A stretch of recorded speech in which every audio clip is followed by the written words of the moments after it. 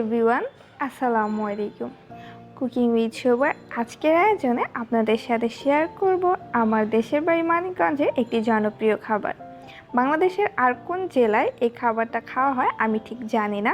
আপনারা যদি জেনে থাকেন সেটা আমাকে কমেন্ট করে জানাবেন। আর এই খাবারটা তৈরি করা একদমই ইজি, খুব অল্প উপকরণে এটা খুব সহজেই তৈরি করা যাবে। তো চলুন তাহলে কথা না বাড়িয়ে পুরো প্রস্তুত প্রণালীটা দেখে নিই। প্রথমে আমি একটা ব্লেন্ডারের জগে 2-3টা পেঁয়াজ কুচি করে রেখেছিলাম সেটা দিয়ে দিব। এরপর এর সাথে অ্যাড করব 4-5টা কাঁচামরিচ, দিয়ে দিব 4 কোয়া রসুন। আপনারা কাঁচামরিচটা আপনাদের ঝাল অনুযায়ী কমিয়ে বাড়িয়ে দিতে পারেন। কাপ খেসারির ডাল 5 থেকে 6 ঘন্টা ভিজিয়ে রেখেছিলাম, এখন এটা দিয়ে দিব। 5 থেকে 6 ঘন্টা ভিজিয়ে রাখার ফলে ডালটা ফুলে পরিমাণে প্রায় ডাবল হয়ে গিয়েছে। এখানে খেসারির ডালটা দিয়েই করতে হবে, অন্য কোনো ডাল দিয়ে কিন্তু এটা হবে না। তারপর এর সাথে অ্যাড করব 1 চা চামচ পরিমাণ ধনিয়া গুঁড়া,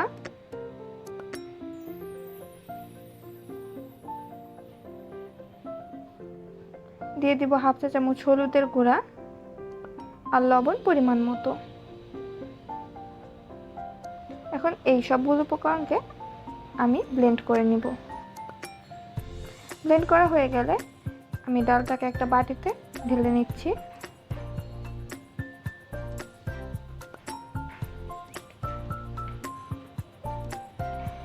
এটা তৈরি করতে আমাদের চাল কুমড়ার পাতার প্রয়োজন হবে। এটা লাউয়ের পাতা বা অন্য কোনো পাতা দিয়ে হবে না, আমাদের চাল কুমড়ার পাতাটাই লাগবে।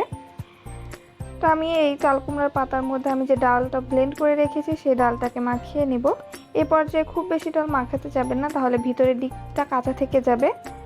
খুব অল্প পরিমাণে মাখাবেন। আমি ঠিক যেভাবে করছি একটু লক্ষ্য করলে আপনারা ঠিক এভাবেই করতে পারবেন।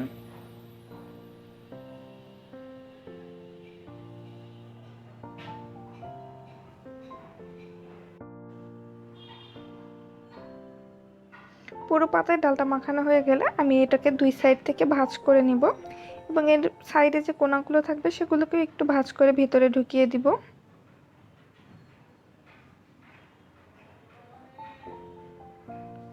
এখন এই উপরের অংশতেও ডাল মাখিয়ে নেব। আসলে প্রত্যেকটা স্তরেই ডাল মাখাতে হবে, কারণ ডালটা এখানে বাইন্ডিংয়ের কাজ করবে।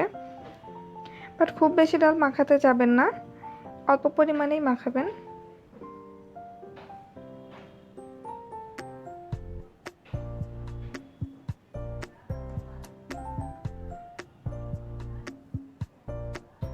এবার আমি পাতাটাকে আরো এক সাইড থেকে ভাঁজ করে নিব।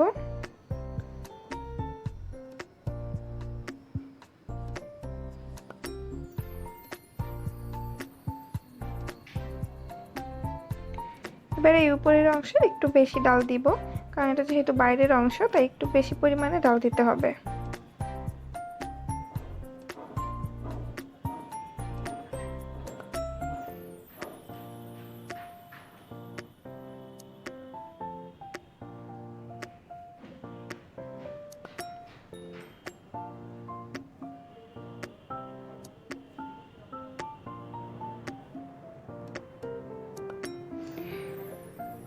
আমি সেম প্রসেস ফলো করে সবগুলো পাতাকে এভাবে মুড়িয়ে নিব।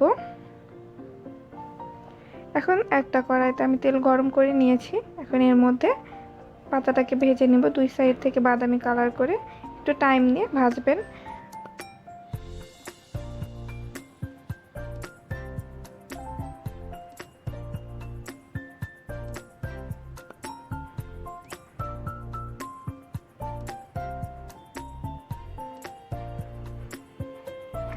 ব্যাস তৈরি হয়ে গেল গরম গরম মুচমুচে ডাল পাতা ভাজি।